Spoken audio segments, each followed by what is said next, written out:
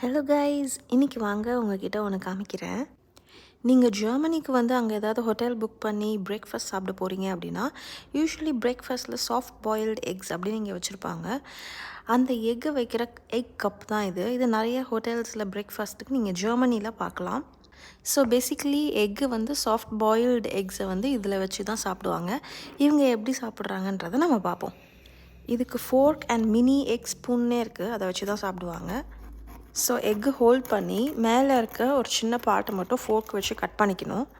Cut பண்ணி எடுத்த உடனே நமக்கு சால்ட்டோ பெப்பரோ இல்லை இங்கே மேகின்னு ஒரு சாஸ் கூட இருக்குது, அது எக்குக்கு ரொம்ப நல்லாயிருக்கும்னு வச்சு சாப்பிடுவாங்க. நமக்கு என்ன வேணுமோ அந்த சீசனிங்கை போட்டுட்டு நம்ம சாப்பிடலாம்.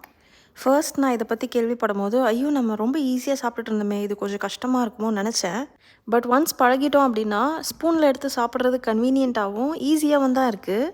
அண்ட் நம்ம யூஸ்வலாக சூடாக இருக்க தண்ணியிலேருந்து கோல்டு வாட்டரில் போட்டு எக் ஷெல்லை உடச்சி இப்படியெல்லாம் சாப்பிடுவோம்ல, அதெல்லாம் இதுக்கு பண்ணணுன்ற அவசியமே இல்லை.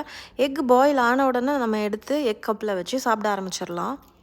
பட் நீங்கள் ரொம்ப பாயில் பண்ணிட்டீங்க, கொஞ்சம் ஹார்ட் ஆகிடுச்சு அப்படின்னா எடுத்து சாப்பிட கொஞ்சம் கஷ்டமாக இருக்கும். அதனால தான் சாஃப்ட் பாயில் பண்ணணும்.